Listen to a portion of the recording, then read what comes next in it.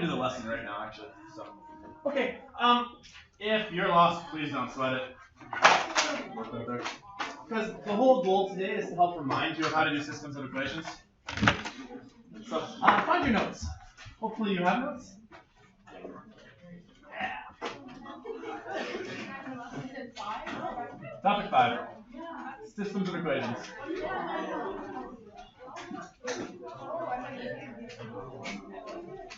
Yeah. I got an hour.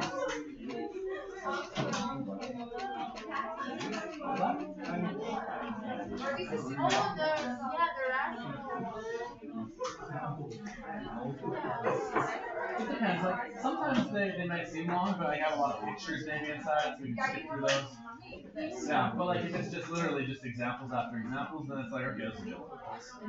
Sorry. Alright. You guys ready to go? Yeah. What do you need?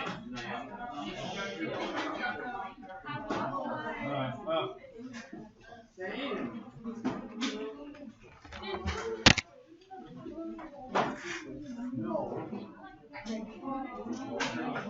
Thanks, I appreciate it.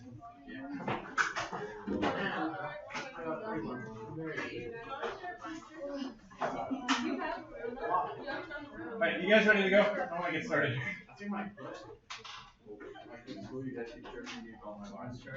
Okay, can we? Okay, let's get started. Today we're going to review systems of equations. So, what I wanted to start with is just try to jog your memories on how to solve two equation things, probably by stacking them on top of each other. If you remember that, that's awesome. If not, we're doing that right now. So, let me start off with just some terminology. Often I begin my lessons just by using, I want to make sure we're using the right vocabulary. So, most of your lives, shush, please. Most of your lives, when you guys do algebra, you usually do what we would call single variable equations, which I think makes intuitive sense, right? There's just one letter, x, and you solve for x. Sometimes it's not the letter x, it's r or p or m, right? But at the end of the day, if there's only one letter, you can solve for that one letter. That's not the only type of equations we can solve. I don't know that you use this terminology, but hopefully it makes sense. A multivariable equation has more than one variable. We actually do multivariable equations anytime we do sciences. If I give you guys the equation from, say, physics, v equals d over t, this is now a multivariable equation, where there is a distance, a time, and a velocity that all you could solve for. Does that make sense? Rarely in math, so far, have we actually dealt with more than one letter. Usually it's in the sciences we do this, but it's an important skill to have. So today we're going to work with how to solve for things where there's x's and y's, or d's and t's. It could be smiley faces and stars. It really doesn't matter, but we need to have a system for being able to solve it. What if there's more than one variable? What if it's not just x? The basic rule is, for every variable that you're trying to solve for, you have to have one equation for each one. So if you have two letters you want to solve for, you better have two equations. If there are three letters that you want to solve for, you would need to have three equations. That makes sense? Normally, when there's only one letter that we're solving for, I only ever give you one equation, which is why that's all we've usually ever done, right? I give you one equal sign, one equation, you solve that one. So today, what's going to be different as you look over some of the examples is there's always two equations. Why are there two equations? Because there's two letters to solve for. So far, so good? So let's go to the next slide. That's actually what I just mentioned here. One equation for each variable. So you guys should have seen this last year in 10C. You should have. Okay? If not, that's what today is for. I want to show you the two main ways of trying to solve what's called a system of equations. The reason we call it a system of equations is because now there's more than one equation. That's the term system. So I believe these two equations, I now have a slide where I'm going to show you how to do those two equations using something called substitution. And on a later slide, I'm going to show you how to do something called elimination. So in case you're wondering why I'm kind of skipping around here, this example we're going to do right here, I have a spot for that on future slides. That makes sense? So here are the two main ways we're going to try to solve it. One is known as substitution. At its core, what you're trying to do is get one of the letters by itself, and then you try to find a way to substitute that piece inside the other equation. It's almost like you're putting something inside something else. You guys know you guys ever heard of or seen like Russian nesting dolls? You know what those are? Or like there's a doll inside a doll and a smaller one inside of that, and a smaller one inside of that. Yeah. I think of that when it comes to this, where one of the equations is like a doll, but inside it, we're going to try to find a way to take the other equation and put it inside as though it's the smaller of the dolls. I don't know if that analogy makes sense. That's one method. The other one, called elimination, is where you either add or subtract. It doesn't actually matter which one you pick, but you line up equations, you add or subtract, and you try to eliminate a variable. So let's just do an example. Let's try to solve this by substituting. First thing for substituting, we would like to get one of our letters all by itself. Doesn't matter whether it's x by itself or y by itself, but let's get one letter by itself. Okay, cool. X is by itself. If you like the Russian nesting doll example, what we're going to do is we're going to make this right here be the smaller of the dolls, like the little things that go inside each other. And we're going to take it and we're going to put it inside the bigger of the two equations. Where specifically should it go though? Anywhere there's an x. So it needs to go inside that section, and it needs to go inside here. So here's how this would look. We still have a 3, but rather than writing x, we're going to write what x is equivalent to, which is 3 minus 2y. Am I grabbing the door and closing that just to put it in the noise? Well, I still have to add y. Still need my equal sign. Still need my 4. But look, there's an x there. But x is equal to something. It's that smaller doll that's going to go inside. So what's inside?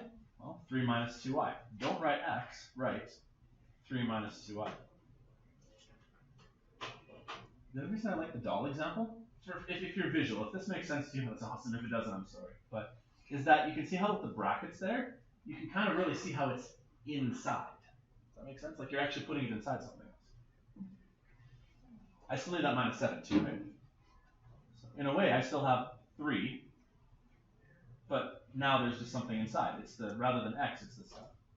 I still have the plus y. I still have the 4.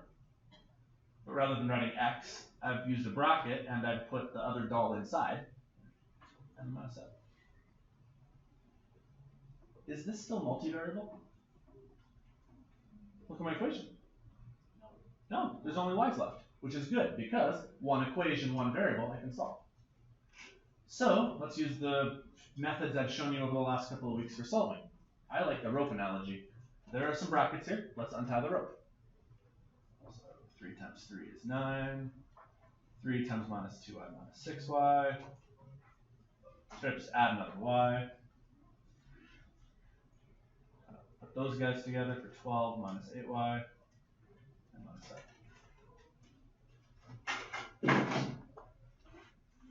If you like my rope analogy, it's now untangled. Now we just need to pick the right strategy for how to tie the proper knot. Do we need the quadratic formula? Why not? It's not quadratic. Do you see any squared terms? Okay.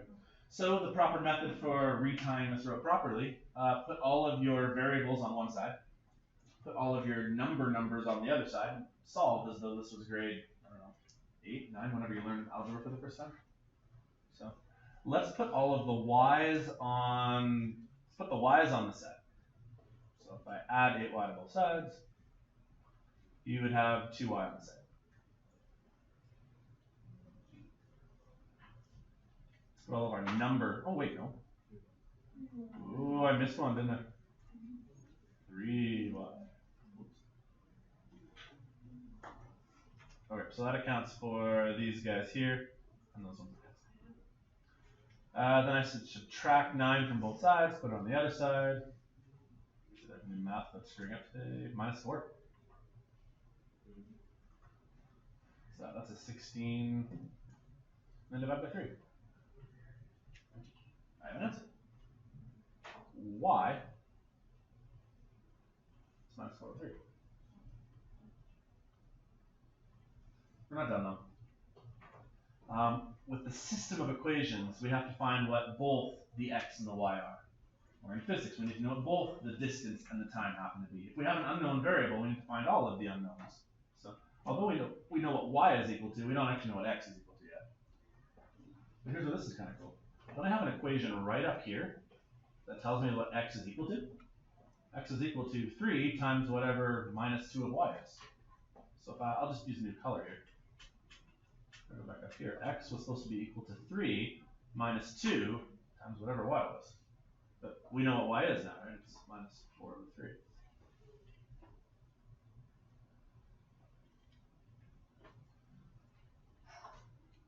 Fractions.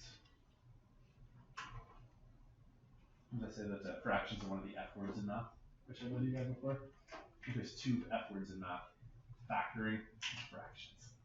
And fun. Okay. Do you guys remember how to multiply fractions?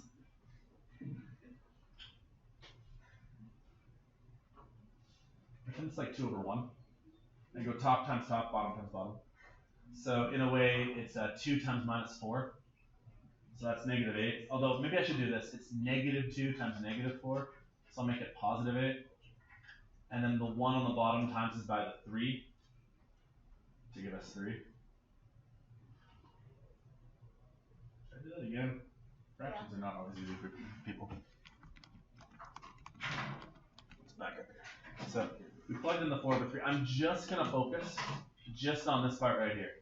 So what I've got is 3.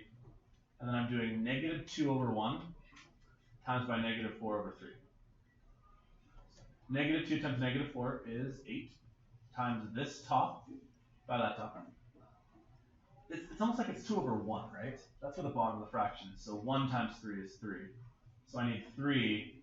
Double negative means plus. 3 plus 8 over 3. Shoot, still have fractions. F. You guys remember how to add fractions? We need common denominators. Whoever said that, good job. So the denominator of this 3 that's been sitting up front the whole time is it's over 1. Okay, so maybe this looks familiar. You times this by 3 and by 3 and make it 9 over 3. I just heard someone say it. That would be your answer. So to catch you up in case that missed there, this 3 over 1 and this 8 over 3, they don't have common denominators. To do so, I times both of this by 3, because then it's 9 over 3. 9 over 3 is 3, it's not simplified. Then the rule is the bottom of the fractions better be the same. It is. So we just add the tops. 8 and 9 is 17. So here's our final answer. Y is negative 4 over 3, and x was 17 over 3.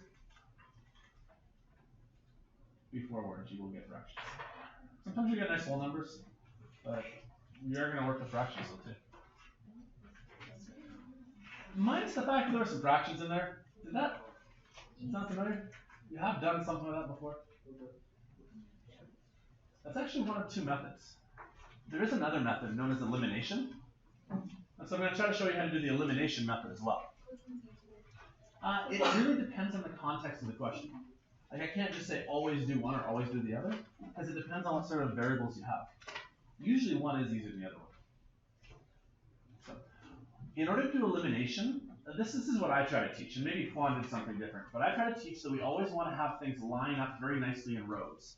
So I want to have a row of x's go next to a row of y's, go next to a row of like numbered numbers. And if I try to line this equation up as it is right now, if I try to take this equation and just write it next to it like this, do you see how like nothing's really lined up all that well? I'm going to try to rearrange it so things line up a bit nicer. The biggest issue I have right now is that this 2y is currently on that side, but the other y's of the other equation are on the wrong side. So I'm going to do a little tweak and I'm going to add 2y over to this side. And now it's almost to the point where I can start to line things up in columns. This is how I show this. I'm going to find a column first of everything that's an x on this side. So for the first top equation, 3x. For the bottom equation, just fill x. Okay, then I'll pick the next variable, y's. So the top equation has one y. The bottom equation has two y's.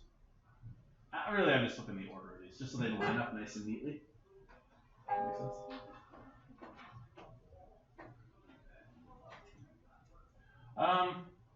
Okay, this side has a 4x. One. How many x's are down here on the side? 10. I can go with that though. There's 0 x's on that side over there. I know that seems kind of weird, and maybe this isn't exactly what Quan should do. Bear with me. That's a 0, by the way. And then I'll line up my numbers. So, I'll use it red.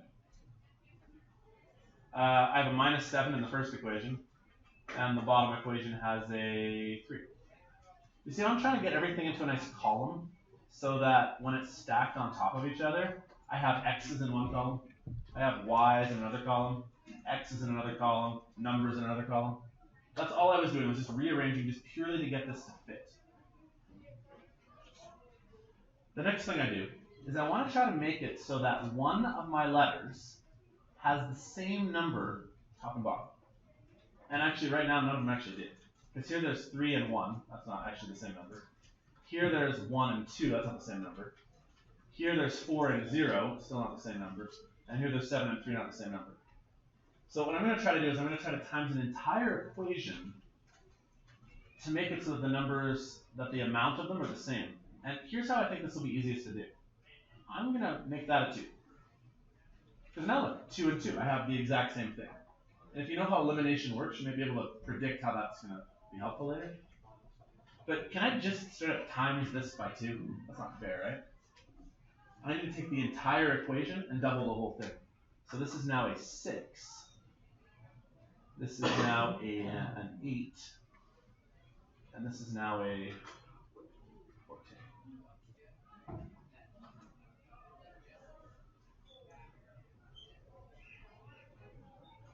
This is how I show it. I'm now going to draw a line underneath it, and I'm going to subtract. And maybe you'll see why this was useful. Can I take 6 x's and minus 1 more x? Sure. I would have 5 x's. This is the linchpin to the whole problem. This is why it's called elimination. What happens when I take 2y and subtract 2y? 0 y's. We have now eliminated one of our variables, and there's no y's left. So I'm not even going to bother writing it. What if I take 8x and I subtract 0x? That's still silly x. And what if I take minus 14 and I subtract 3? Negative 17? Is that right? Right. Well, now I have single variable, because I have 5x equals 8x minus 17.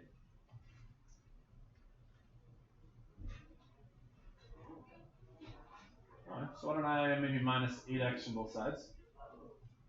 That'll give me minus 3 equals minus 17. Divided by minus 3, divided by minus 3, x equals, those two negatives, right? 17 over 3. Okay. Isn't that what we just said it was the last time around? Now, I don't know which one necessarily is easier, because they both have strengths and weaknesses, pros and cons, but that's not too bad. Usually what people do at that point then is they take the x value, they plug it right back into the equation up here, and they solve for what y is. But I'm actually going to do a second elimination example just to show you that you could have eliminated to solve for y instead. Let me re-go over what I did though, just to make sure the steps are clear.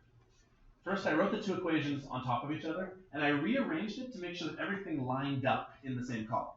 Otherwise, it just doesn't really work that well. Secondly, I times one of the equations to make sure that something would eliminate. Here, I times it so that these y's would eliminate. So I just doubled the whole top equation. Then I subtracted. It gave me a new equation that does no longer has y's, hence the term elimination. And I just solved the leftovers.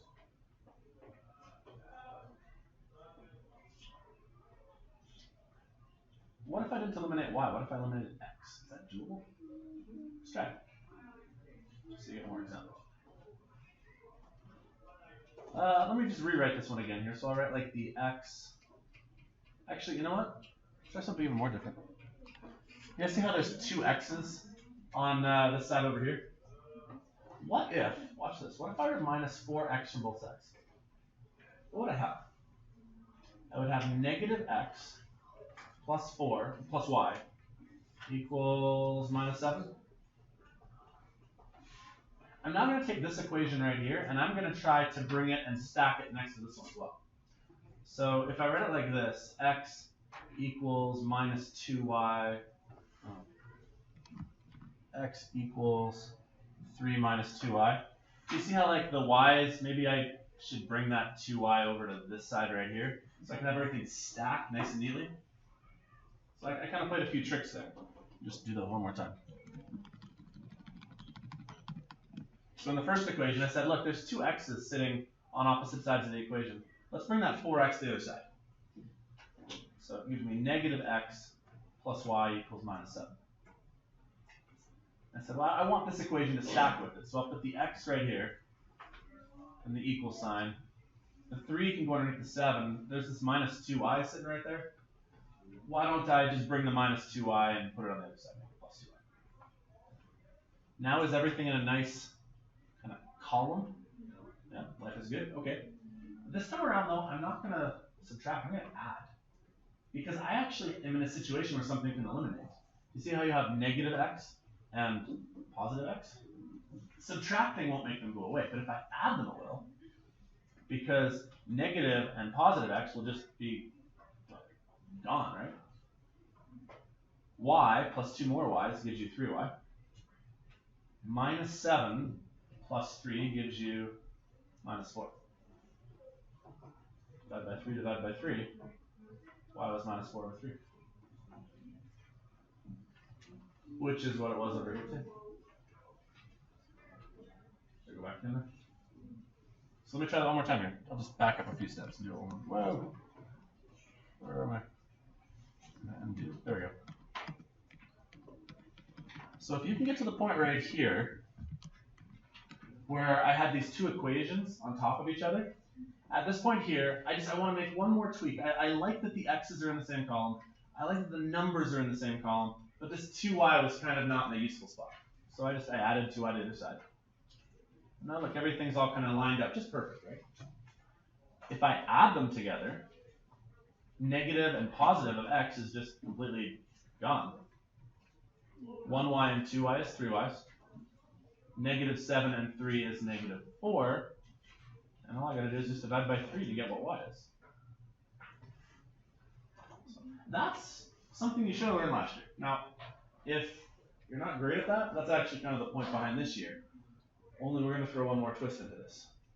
All of those were equations that had a degree of 1. Meaning that the exponent on the x's or the y's, there wasn't any exponent really, right? The exponent was 1. What have we been working with recently? Quadratics, which have a degree of 2. So we're going to take two skills that we've learned. Last year, plus for like 20 minutes a day, you learned about systems of equations, elimination and substitution. This year, I've been showing you about how to deal with quadratic equations. We're going to meld the two of them together. It's like peanut butter and chocolate going together. It's going to be super awesome. So it probably won't be because it's two very challenging things. So that's my next slide here. We're going to try solving quadratic equations with multiple ones. Similar to the quadratic formula then, we could have one answer. We could have multiple answers, like 2 answers. And it is possible for the answer to be, there is no answer. You guys excited? No. Alright, so let's try it. As I've got these two examples here, or these two equations here, start at the beginning again. Why do I have two equations? Well, I have two equations because there's two letters I need to solve for. Right? I'm going to solve for x and for y. What I need to figure out how to do is either do a substitution or an elimination, one of the two. Doesn't matter which one. You should get the same answer either way. So I have a suggestion. I see that right here there is a y. Just a single y by itself. And although this y right here is on the wrong side, can you guys kind of see that if I were to bring that y to the other side, I would then have a single y on that side of the first equation, and a single y on the second side of the second equation. That would be perfect for elimination. I just need to set it up properly by stacking them. So I got to do a little bit of work first, but eventually I'm going to stack these two equations on top of each other. I think I've already done the first set here. I've got 13x plus 2 equals y. That's not bad. The second equation needs a little bit of work, though. How do I do it with bracket? Boil it up, yeah. Times it up. So I should have 2x squared plus 8x equals y plus 1.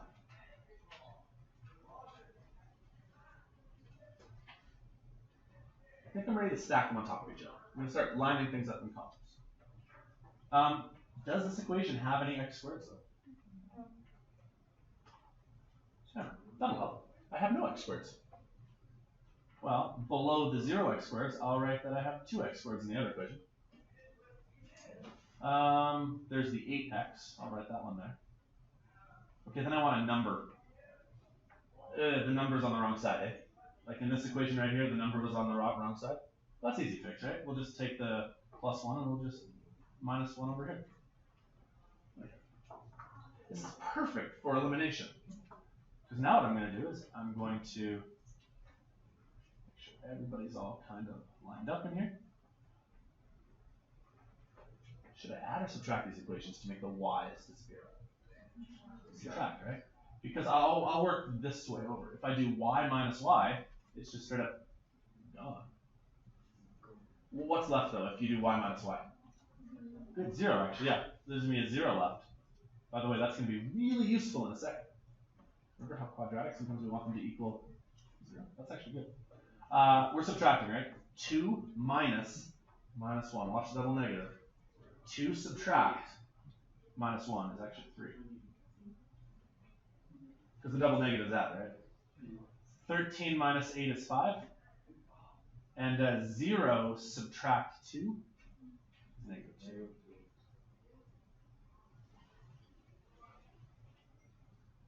How many answers am I going to have? I might have 2, because it's quadratic. So we now need to choose some sort of method of solving this quadratic. I vote the quadratic form. That's a good idea. So, negative b plus or minus the square root of b squared minus 4ac all over 2a. Let's start plugging in some numbers. I need to stand ready. Okay, so the b value is the one in front of x. So that's 5. So negative 5. And we got to use 5 again. A. What's the a value in this one? Good. Don't forget the negative too. That makes a difference. And the c value is 3. All over 2 and negative 2. Okay, we got a little bit of work to do here. I'm going to simplify this because it's kind of gross right now. What's 5 squared? 25, right? Okay, I need a negative 4 times a negative 2 times a 3. A negative 4 times a negative 2. That makes it a positive number, right? Times a 3. What did you get? 24? I think it's 24. But it's positive 24, right? Because this negative and that negative combine to make it positive. And then last little bit, what is 2 times negative 2? Negative 4. Maybe you're a little bit ahead of me even. I don't know if I'm going too slow or too fast, but 24 and 25, we can add them, right? I'm just going to do this in 2 steps here. Doesn't that make it 49? Yeah. Doesn't 49 though actually square root to 7? So really, here's my 2 answers. One of them is minus 5 plus 7 divided by minus 4. That's one of the answers that it would be. I'll fix that in a bit. The other answer would be minus 5 minus 7 over minus 4. So let me walk you through that again. The 25 and the 24 really makes 49. 49 can square root to 7, right? Minus 5 plus the 7. Minus 5 minus 7. So now I just need to try to figure out what these answers are. What is minus 5 plus 7? 2. Divided by minus 4, it would be 2 over 4. It would be 1 half. But it would be negative a half. There's an answer for, I think it was x, wasn't it?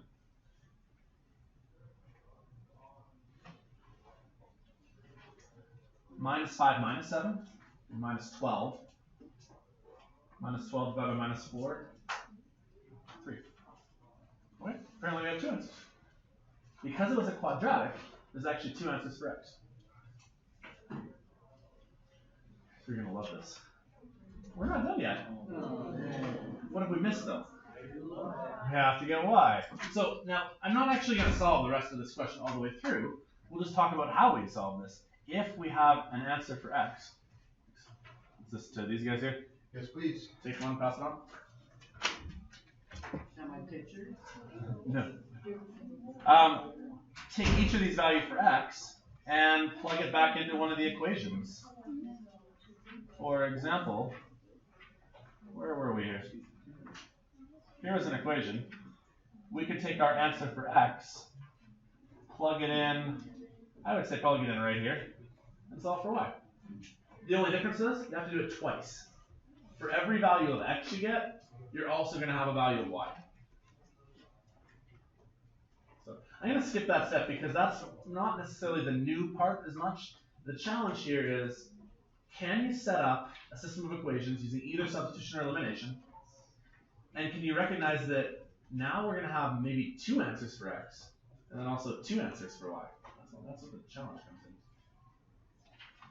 in. That don't make sense at all? A little bit, yeah. We're going to do lots of examples. Like I still got another half hour. So let's try another one. 5x minus y equals 10, and x squared plus x minus 2y equals 0.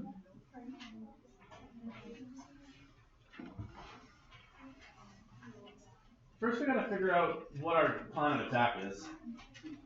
General rule of advice. If you can see an obvious way, I guess we're all reading the letter. If you can see an obvious way to cancel out a letter by stacking them on top of each other, go for that. I don't actually see a great way here though, because this has got 5x and that's just 1x. And this has got y and that's got 2y. So that's, I mean, I can work with it, but maybe let's try the other method. Let's try to get one of our letters by itself. I actually see a very easy way to get one of the letters by itself. Let's get this y by itself. Yeah, why don't I add y to both sides? And minus 10. 5x minus 10 could equal y if I do a quick little bit of algebra over on this equation here. I think this is the smarter method this particular time around, because this is now where we're going to take the little Russian nesting doll and we're going to put it inside the other location. So this is the other method I'm trying this time. Take this 5x minus 10 doll and put it inside that little spot. That's called substitution. What would this new equation be then? You'd still have x squared. You'd still have x. You'd still have minus 2. But the little doll inside the big doll, rather than writing y, we're going to write this 5x minus 10.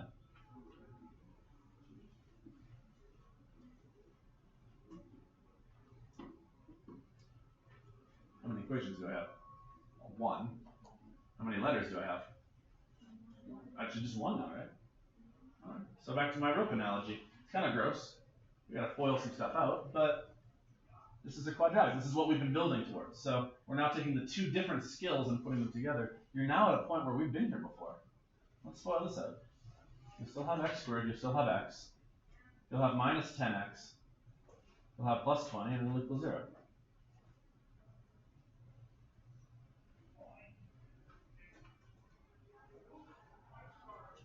It's equal to 0, that's good. What else can I do?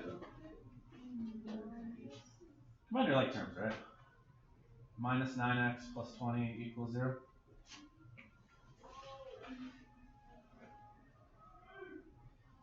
I could use the quadratic formula, but I think we can factor this.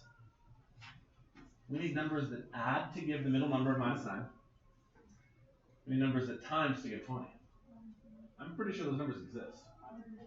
Yeah, it's like 5s and 4s. Let me write it out though for anyone who needs it. We need numbers that add to give minus 9, and numbers that multiply to give 20, and it's minus 5 minus 4.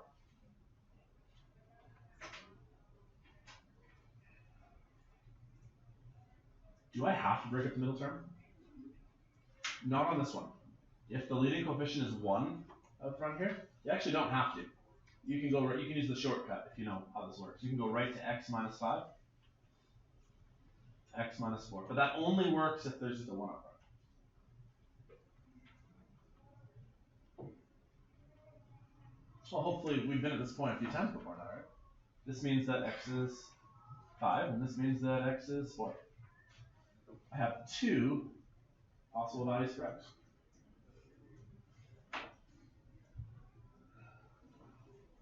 Okay, I think I'll actually solve this one for y. Because last time I was a little bit lazy, I didn't bother solving for y, but I should find out what the y values are equal to. If I have 2 values for x, I should have 2 values for y,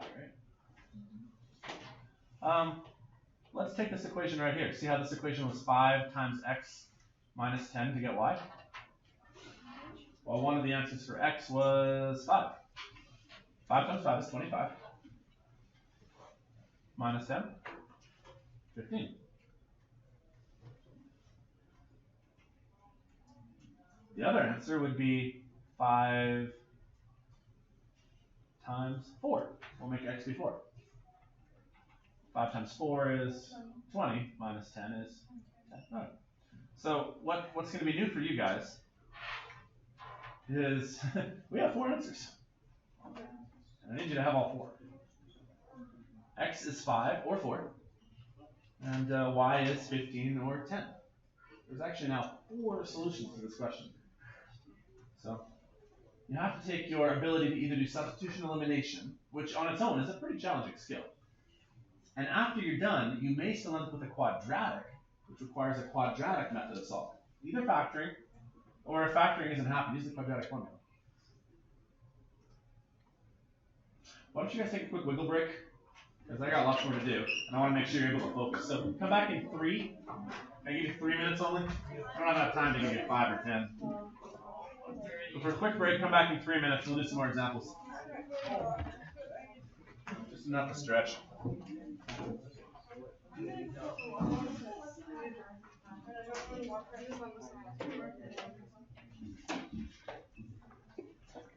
It's just by the washroom, Jesse.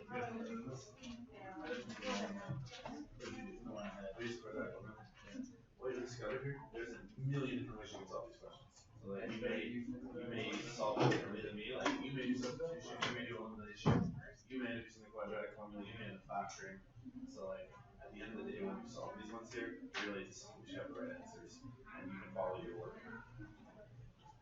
Does this make sense?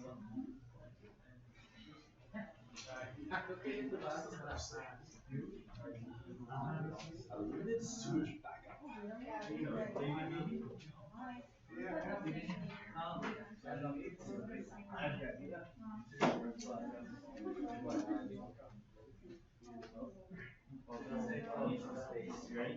What the issue did not mean we should have acted at school if we're after it.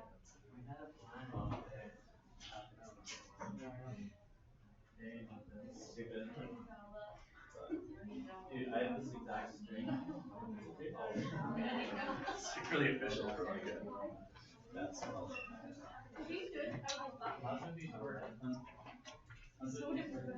You loosen that, and that means I'm tight.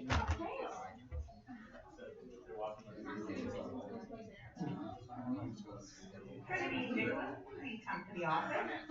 Trinity, please come to the office.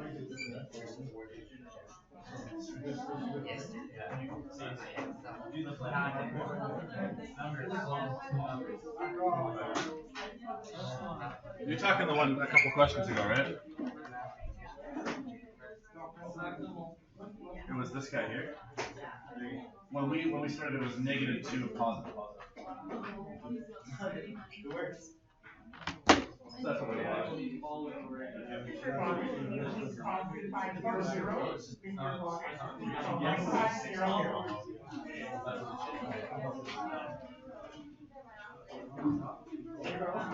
3540. Grade 6.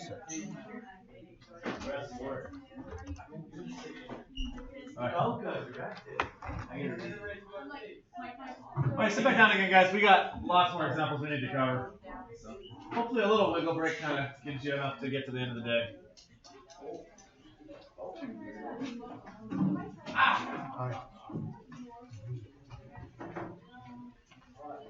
I would suggest that in order to be good at this, well, yes, that of course, but most people are successful by the method they choose. Can you guys focus again? We're good? If you can look at the question and figure out whether you should do elimination or substitution and figure out which method is most efficient, I think that helps students the most. Being able to look and say, well, I have two choices. I can either stack them on top of each other, or I could throw one inside the other. If you can look at the equation and see which one is going to work for you, I think that helps a lot. Now, there's not one that's righter than the other one, but sometimes there's one that's more efficient. On this one here, I happen to see something that I think is very useful. There is a single y on that side of the equation, and there's a single y on that side of the equation right there. I feel like stacking them is a good choice. Now, it's not the righter choice, but I think that's very efficient. It's going to limit the number of moves I have to make, and the less work you have to do, the less likely you are to make a mistake. Because you can see that some of the questions we're solving now, it's not like 2 little lines of work. It's like it's a full page worth of math, right? So if you can work on your efficiency in terms of how many steps you have to make, that limits your mistakes usually. So I would then start setting it up where I'm going to go 0x squared plus 3x plus y equals minus 9. I'm just going to write the 0 up in front of this one. And I'll stack this one right below it. 4x squared minus x plus y equals minus 9. This is perfect. I hardly had to do any work. I don't have to do a lot of rearranging. No other stuff happening. Okay. Do I add or subtract? What will eliminate the y's? Subtracting, well, yeah. So here's what I usually do. I write a big subtract sign off to the corner just so I remember that I'm subtracting. But use whatever method works for you. We have 0x squareds. We have to minus 4 of them. Minus 4 of them. I have 3x, and I'm minusing minus x. Double subtract actually means to add, right? I got 4x. Y minus y. Here we go. I won't even bother writing anything then. Minus 9 minus minus 9. 0. Minus 9. Minus minus 9, right? The minus minus means add, right? So what you really have is minus 9 add 9.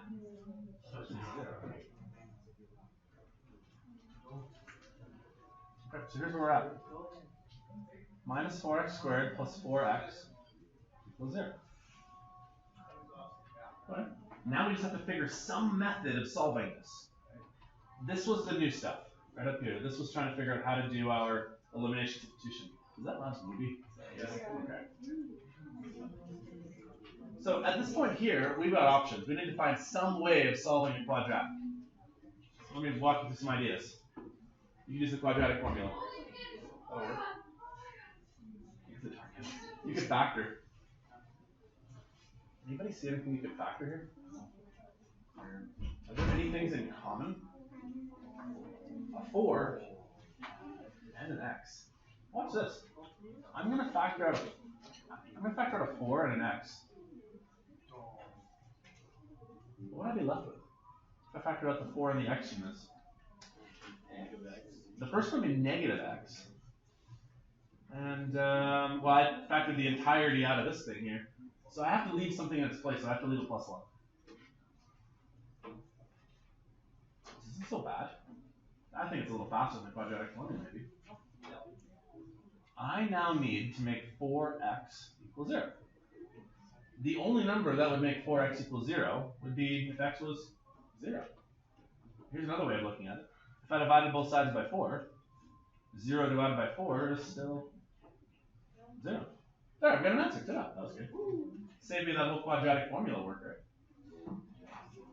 What about here? If I have negative x plus 1, that has to equal 0. This is a bit of a twist though, right? We don't usually have a negative x. Let's go with it though, right? Let's subtract 1 from both sides. Negative x equals negative 1. Negative x equals negative 1. Shouldn't positive x equal positive 1? Yeah. Do you see what I mean though when I said efficiency is good? You could have tried the quadratic formula, by the way, on this. It will work, but it's going to be a lot of steps. And if you can find a way to factor, it saves you time. And that's ultimately a good thing. You could have up here probably did substitution, and it would also work. But I really strongly feel like by just stacking them on top of each other, that was a good time saver. I just have one more thing to do. I've solved for what x is equal to. Solve for what y is equal to. So 0 or 1, let's go back up here. If this x is 0, well then all of that's 0. Well then y is minus 9. That was pretty straightforward.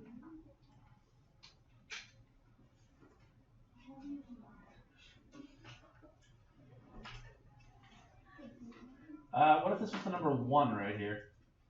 Well, it'd be 3 times 1. That's 3. It's on the wrong side though, right? So if I minus 3 from both sides, then that's gone. Y would be minus 9, but we'd have to minus over 3. Minus 12. Because it's minus 9, minusing 3 more. Yeah.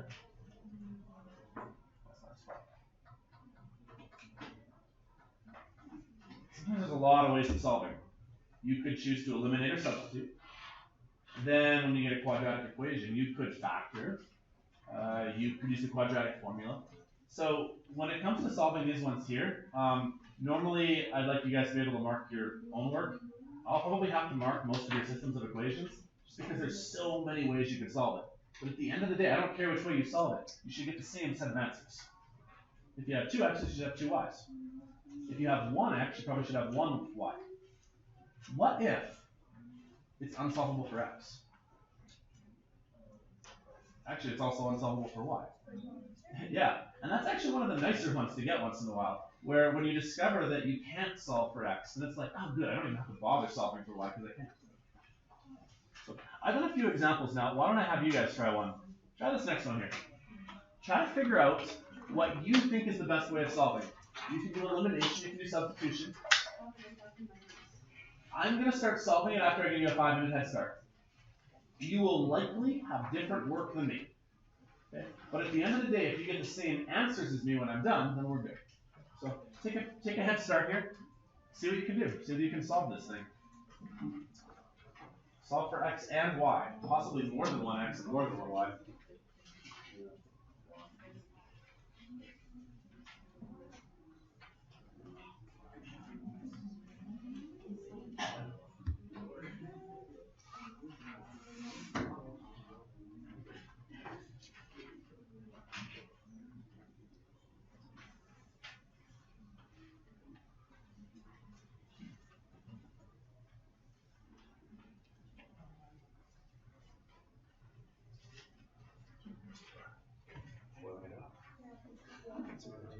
Do you see whether either substitution or elimination, whether one of them might be smarter than the other? I would do that to myself. I see this negative y, so right there. And I think to myself, let's stack it. You do need to FOIL this side out and this side out here. And you're probably going to want to get all of the similar terms together. So since all the x's seem to be on this side right here, when you get an x on this side right here, we don't want to throw it backward the other way. And since the number is sitting right here, we want to throw your number on that side there, so it lines up. No, because both sides right here. See what I mean? Yeah. So you have to do a little bit of rearranging. It's not quite as nice as the last. Yeah. But I think this is that stack. It's real nice. It doesn't matter. So long as one is positive and one is negative, or like they're both positive, it really shouldn't matter. What ends up happening here? You see how you have two negative and positive, negative. This would have been negative and positive. It actually works out the same way. Yeah. So again, this is why it's obviously possible for me to do an answer to but I mean, you can see how this is really melting two different skills together. All of these skills together. Solve that equation. So you can get two answers for x, and then two answers for y.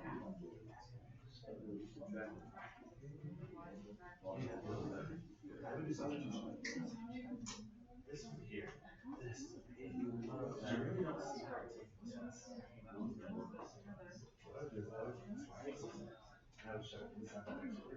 And inside that x, so it's that whole you're gonna do a lot of wood. Because that whole entire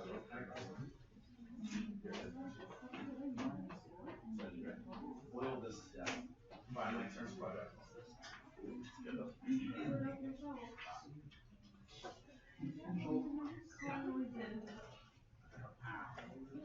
So we need to try to figure out whether you think it's a smarter idea to do substitution or summation. I would say as a general rule, you can stack two equations on top of each other, and somehow like your answers be the exact same. And I do elimination. That's actually not bad, dude. We just have to get it in the right spot. Right there, right here, or not. No, I need the eraser. That's still minus y. Then over here, the same thing, so right, 6x squared minus y.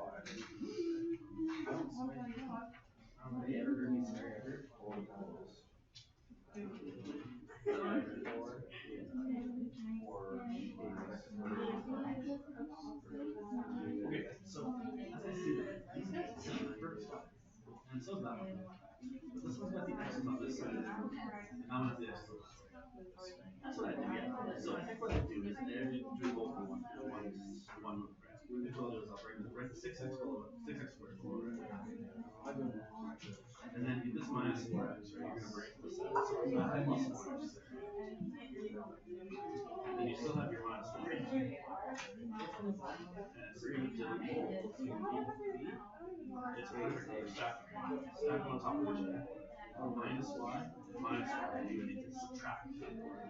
So if you subtract, you solve the quadratic equation, which then you have to solve the quadratic equation. That's the next study.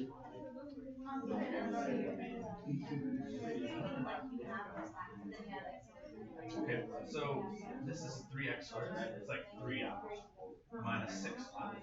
But the x squared still remains. You're gonna have when you're done minus 3. It's like 3 minus 6. But you still have x squared. Similarly, when you have minus 1, minus 4, minus 5, minus 5 plus x. The whole reason why we want to. See these ones right here, they have an element variable. We're just going to go 2 minus 4 minus 2. And these guys right here, this is the point line. They're minus 1, yeah. So here's your quadratic. Put that minus on the other side. And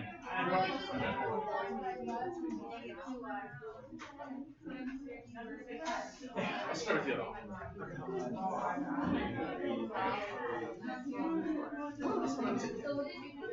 Yeah. So like we're looking for, I don't know.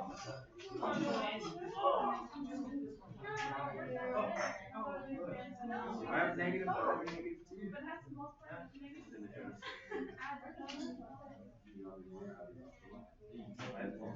Okay, so now look at this. You got x squared, that's not a good one. You have minus y is a good one. This one has x's, and this one has the x on the wrong side. So if I wanted to go ahead it up all real nice and do elimination, I think what you should do is just bring this 4x and throw it on the other side. You know what I'm saying? So I'm just going to rewrite this one here. 6x squared, I'll write it there. This minus, I kept it all and threw it on the other side. I can do it plus. I still have my minus y. And there's Yeah, like these Y's right here, they're gonna cancel 1 point behind. We did this here. Do you need to add or subtract to make it cancel? If you did minus y plus minus y, it actually would make it cancel instead of minus 2y. So you subtract. If you did minus y, subtract minus y, it double subtract really means add and then cancel. So you need to subtract these two. So it goes 3 minus 6, minus 1 minus 4. That goes away. 2 minus 1. You get quadratic, find a way to solve the quadratic. I'm going to start putting some of my work up on the board. You may have something different, by the way, so bear with me until I get to the very, very end. Oh,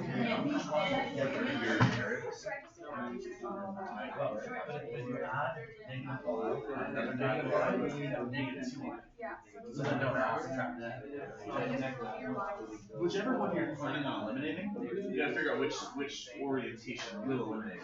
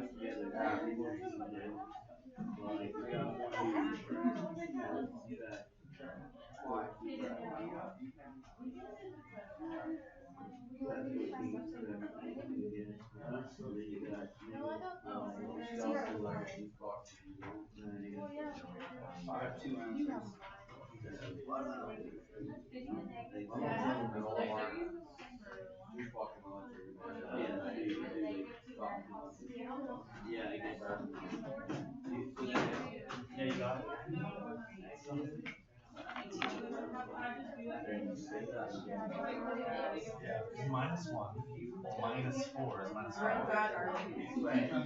So subtract. So minus 1, minus 4 is minus 5.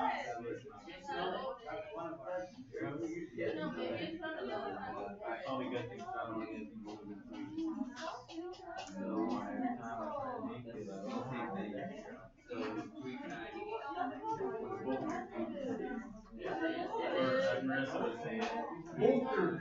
No, there you're saying you're wrong. On the board, I have some work written down. I've gotten to the point where I've solved for x. I haven't actually solved for y. I don't have enough room on the board to do that as well. But take a look and see whether you have anything similar to mine, or at the very least you have the same exercise as I do. So, here, you know how to solve the y, right? Usually I'll plug the x back in. Honestly, sometimes I'll just say, like, just execute it and just, you know, that's the quietest one ever.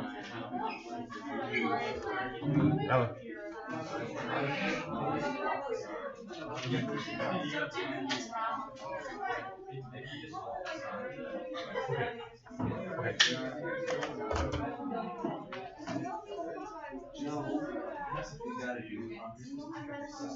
You just did it the opposite way. Okay. You're not supposed to do anything early, just do it after school. Does anyone have any questions about how I solved mine? Why don't we walk through it real quick? So, regardless of where you're at, can you guys give me your ears for a second? Let me walk you through what I did. Here's my thought process. I noticed this. Ooh, let's get rid of that line there. I noticed this negative y right here, and I thought this is a prime example of elimination. Because if I set them up properly, I'll just do some, you know what I mean? So, in terms of math then, I did a little foiling right here. Right there. And I did a little foiling right here. And then I noticed that I have x squareds on the left-hand side. I have a negative y on the left-hand side.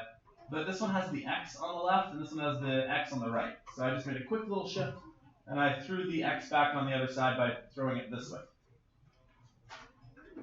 It actually didn't matter which equation went on top or bottom, but I put this one on top and this one on the bottom, and I lined everything up real nice.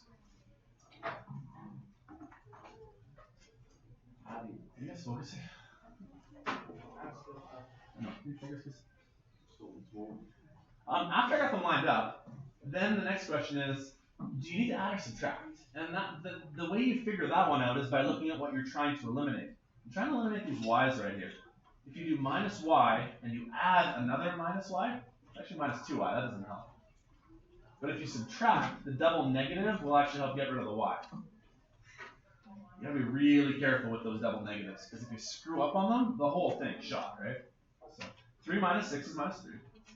Minus 1 minus 4 more is minus 5. These ones went away, and 2 minus 4 is minus 2. At this point here, I recognize this is a quadratic equation. My personal preference, I've shared this with you a lot though, I hate having a negative leading coefficient. This negative 3x squared drives me bad. So I decided to throw both of these terms on the other side, and I got to this. Now you can use the quadratic formula if you want to, but it just so happens that I could find some numbers that work. I split it into pieces, I factored, and I found some answers. I make it sound real easy, but here's the whole point of this unit here. It was all building on each other. We started off by learning how to expand, and then how to factor, and then how to solve, and then how to do the quadratic formula. And at some point, this point right here, really this is a question I've asked you before. I've asked you to solve that before, right? And so what's going to happen as we go further and further in this unit is we're just going to go like one step further. And then as you do a bit of work, you get to a point you'll be like, oh, I know how to solve a quadratic. You just choose whichever method works. I don't have a lot of time left, so I don't want to actually solve this last question. I just want to talk about what a good strategy would be. Would stacking these equations on top of each other work really well? I don't think so. I don't see it being particularly useful. But I have a different idea. Let's do that inserting a substitution piece. What if I were to take this y plus 4 and plug it in right here and right there? Okay, stay with me. I know I've only got 5 minutes left here, but try to stay focused. We don't have tons of time to cover this. If I did that, here's what I'd have. I'd have y plus 4 squared plus 2y squared minus 11. But rather than writing x, I'd write y plus 4 minus 3y plus 31 equals 0. We've been here before. The analogy I've given is this is like a really tied up rope, right? Foil it out. It's already equal to 0. Once you're done foiling it all out, put your like terms together, either factor it or use a quadratic formula, whichever one happens to work. One step I've been skipping, I haven't always been taking my x values and resolving for y. Because again, some of these questions are getting so long and convoluted that, I mean, it takes it 5-10 minutes to solve one, doesn't it? So, on an actual test or assessment, you should actually go all the way through and do all of the steps here. But sometimes we'll shorten it a little bit to try to get the highlights down. Was that the last example? Okay. Do you guys have any questions? Okay, give me 1 more minute, then you guys can go when I'm done talking, okay? Let me do my talking first. Quick summary. So, that's a challenging lesson. Don't get me wrong. Like that one takes 2 quite big pieces of quadratics and systems of equations and puts them together. My goal now is to take Thursday and take Friday and give you some more work time. On Monday, we're going to do a quiz. Okay? This will be on the quiz. It's not going to be the only thing on the quiz, but it's something I will assess you on. Okay? What I would really recommend, to the best of your ability, if you can finish the assignment by tomorrow, I think that would help you the most.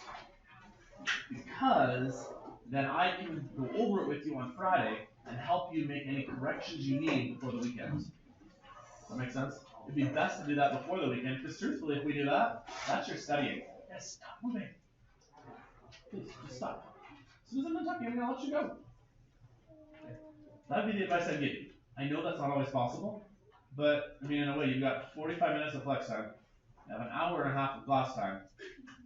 It's realistic if you work hard. Does that make sense? So if you can, try to finish it. Either way, though, the assignment is due at the end of Friday. Yeah. So if you want it to not be considered late, finish it by Friday, and marked as well. Okay. So, sound good? Okay, see you guys later.